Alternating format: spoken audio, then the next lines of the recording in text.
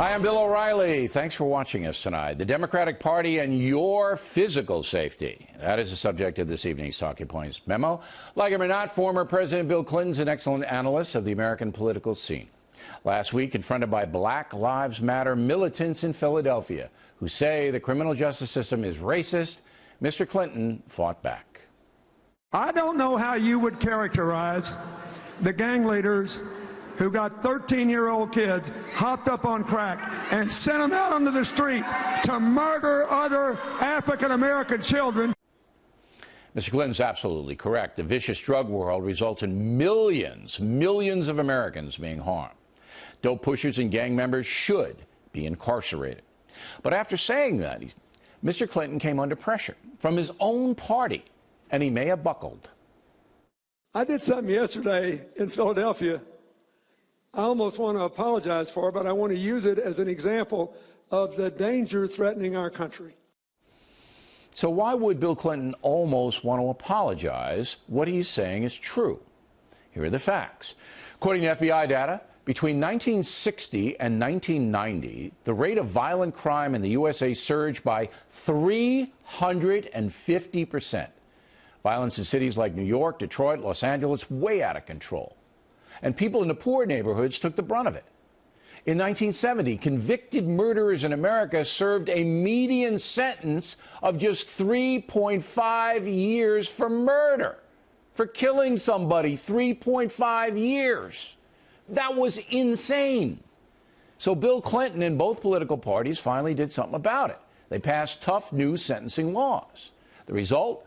Violent crime has dropped drastically since the mid-1990s to historic lows today. That's the truth. Tough sentencing for violent offenders drove crime down in the USA big time. Now the race question. Again, according to FBI data, from 1976 to 1995, black Americans were identified by police as committing more than half of the homicides in the USA. African Americans make up 13% of the population. In addition, a national crime victim survey reported that blacks committed robberies at a rate of 60%.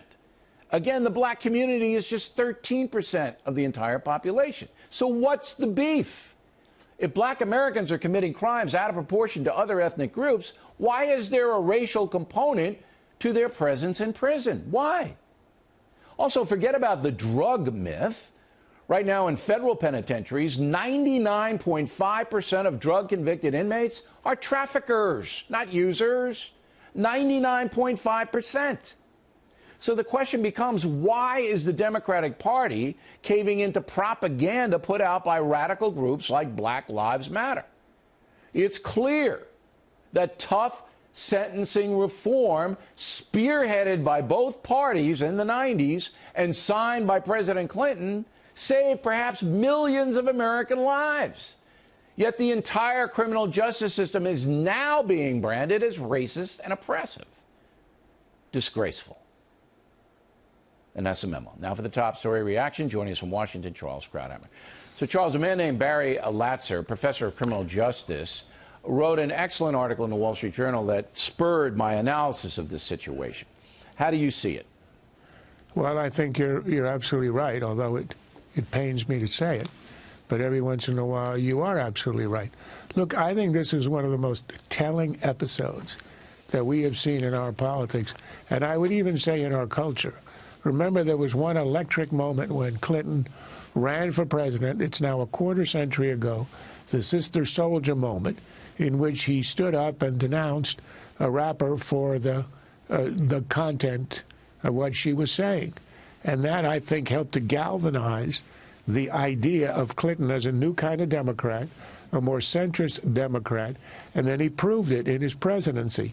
A, the crime law, second, the welfare reform, and free trade. And now those are all things that his wife now in campaigning is repudiating. And the reason I think it's so important is because it is the perfect index of how far the Democratic Party has moved to the left and how much even its establishment has moved left as a result. Clinton was right in what he said. The drug law, which was supported by tremendous numbers of African-American leaders, including Jim Clyburn, the dean of the African-American representation in Congress. He supported it. And the reason was they had a crack epidemic, huge numbers of crime in the inner city, and they were relieved that this bill was enacted. And we know the result, a dramatic decline over time in the crime rate. Now, isn't this all about the Democratic Party needing African-American votes? And they're pandering, despite all of the stats that we gave, which are indisputable, okay? I mean, you had a situation in the early 1990s in this country where you could not walk the streets of a lot of inner-city neighborhoods. You couldn't. It was that dangerous.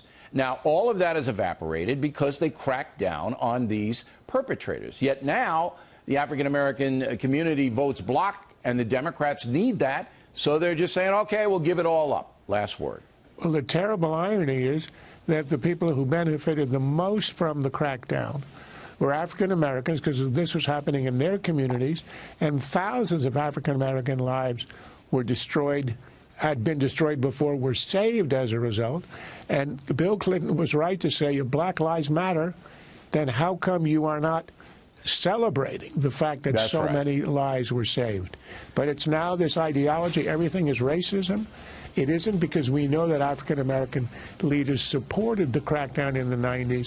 It's all ideology, and it has gone far, far left. That's right. Radicals rule. Charles, thank you as always.